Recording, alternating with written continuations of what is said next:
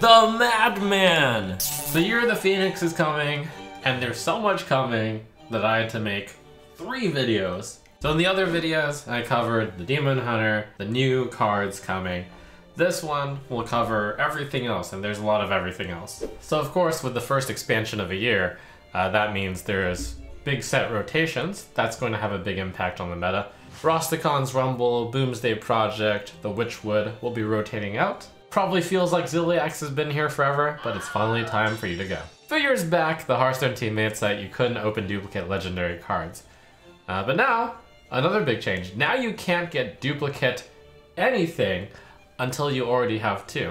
That's gonna make it a lot easier to complete sets. Another big generous move is that there's a free deck for new and returning players, so there has never been a better time to enter Hearthstone.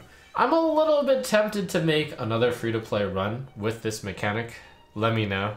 It might actually be a little too easy with this free deck thing, but basically what's going to happen is starting March 26th, for anyone who hasn't logged into Hearthstone for the past 4 months, you'll just get a Year of the Dragon deck going in, and it's basically a pre-constructed deck. Other big news. So yes, Demon Hunter is coming as a 10th class, but one could say that they're reworking a class sufficiently enough that it might feel like another new class as well. Priest is getting a major change. The big idea is that Priest has somewhat been a gimmick class, a meme class. Their decks have featured like just get a minion on the board and then quadruple its health and then set its attack value equal to health. There have been so many ridiculous Priest decks. One of them has been burn your whole deck so you can cook with Chef Nomi. Another one of the decks is you just built up a specific combo hand where you got to play Ticking Abominations, a widely believed to be terrible card, along with your Mechathune, so you could kill every single thing you had and have no cards and then win the game. Another combo deck is you played some card and then you put some buffs on it.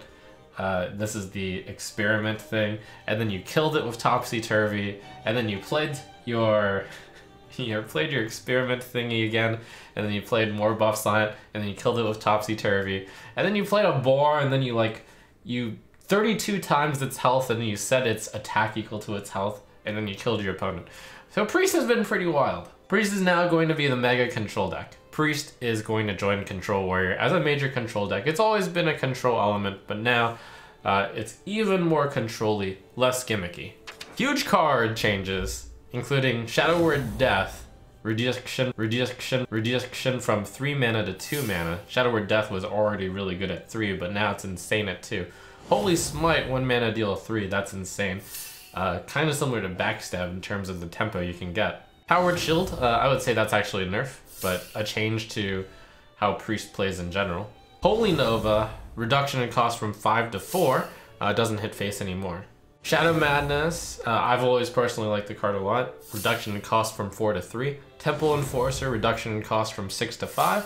Also slight reduction in stats, but still a better card. Thoughtsteal, it's 2 mana to gain 2 cards from your opponent's deck now. That's a really big card. And the basic cards that they're getting now, new cards, because of the cards that are getting the boot, those would be Auchenai Soul Priest, Holy Fire, Shadow Form, and Prophet Valen, for kind of things that didn't really fit the Priest theme so much. It looks like a bit of the shadowy stuff is going. Divine Spirit and Northshire Cleric, stuff that allowed crazy memes with Circle of Healing, with Inner Fire. We've got some cards that reinforce Priest identity as a control, health-based class now. Psychic Conjurer, which is a 1 mana 1/1, which gains a card from your opponent's deck, kind of like Babbling Book, but a little bit better because you're guaranteed a card from their deck, which is generally better than a random spell. I've got 2 mana 2/3, which Battle Cries gets another 2 health. That's a really good card. It's 2 mana 2/5 basically. I've got Power Infusion, which is a slightly altered Blessing of Kings, arguably better. Scarlet Subjugator, just a cute little 1 mana 2/1 with a nice effect. You have a cool legendary, Natalie Celine, 8 mana 8/1, which destroys a minion guaranteed and adds health to it. One could guess it would be about an 8 mana 8/7 if you targeted a 6 health minion, and then you killed it. But the really big deal is the Shadow Word Ruin Now that's a board clear. Destroy all minions with 5 or more attack. That is like the cheapest board clear which clears big minions. It's only 1 mana more than Shadow Word Death. Really, really strong card if the meta is not tiny cards.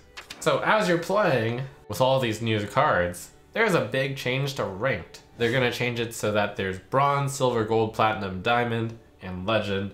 So now you can get a better feeling about how you are ranked. Bronze is like the beginner rank, gold is like the average rank, diamond is a really good rank, and of course you have legend. Now, every time a new season starts, you begin in bronze 10, the very bottom. Everyone does. But your star bonuses depend on how high you were before you got reset. So people at legend will have a very high star bonus. As you climb more ranks, you're going to have a lesser and lesser star bonus, but you'll already have made it up really far before the star bonus disappears completely.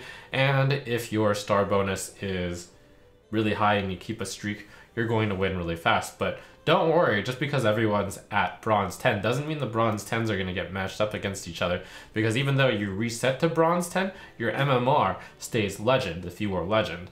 That does mean, by the way, that's going to be pretty hard to streak, because you're going to be playing against players of the same caliber as you. Along with the ranked changes, there's also bigger ranked rewards. So there are end of season rewards and there are first time rewards. The first time you hit the halfway point in the league, you're going to get a first time reward of a pack, and the first time you enter a new league, you're going to get free cards. And at the end of the season, depending on how well you do, you're going to get up to 1, 2, 3, 4, 5 packs, as well as a grip of cards. And of course, the first time reward for hitting legend is to get a legendary card. Nice. With the rotation, some cards are entering the Hall of Fame. Acolyte of Pain. This is because it's a little bit too generally good of a card draw engine. Spellbreaker is too good a general silence card. So with the Demon Hunter being one of its class features is good silence. Like getting rid of Spellbreaker lets the classes that are good at silence be able to get more silence cards printed. Mind Control Tech, you were just super annoying and high variance, so cool that you're out now too. Mountain Giant. This card was just an auto-include in any deck which wanted to build a big hand size. So with the removal of Mountain Giant, they're able to print more cards that reward you holding a big hand. You saw that with the Warlock card Dark Portal. And Leroy Jenkins. You've had a good run of it, Leroy. But it turns out that Charge is a dangerous mechanic, and what really breaks Leroy is that it's, you play the Leroy, you inner rage it, you copy it with the Mercenary, and then you're dealing 16 damage. So yeah, goodbye Leroy. You were a good meme forever. Enjoy your time in Wild. You're a little too wild for Standard. But wait, that's not all. Right now, there's already changes in the game. First of all, if you log in, you're gonna get Kael'thas Sunstrider. Cool combo card from the next expansion. Here a little bit early so you can enjoy doing degenerate combos while you still have the Witchwood and Boomsday and Rosticon's Rumble. Right now, some card changes are in, and these have hit the wild cards. Some of the Battlegrounds heroes have gotten updated, some of the lesser good ones. And wait, that's not all! There are some planned updates for March 26th. These cards are all going to be card reversions of nerfed cards currently in Standard. Dr. Boom Mad Genius, Giggling Inventor, Raiding Party, Reckless Experimenter. Will Dr. Boom Mad Genius be able to withstand all of the current Galakrond OP stuff? That is a lot of stuff coming in Year of the Phoenix. And a lot more stuff to come. Looking forward to covering all the new cards getting revealed from Ashes of Outland. So stay tuned and watch those reviews.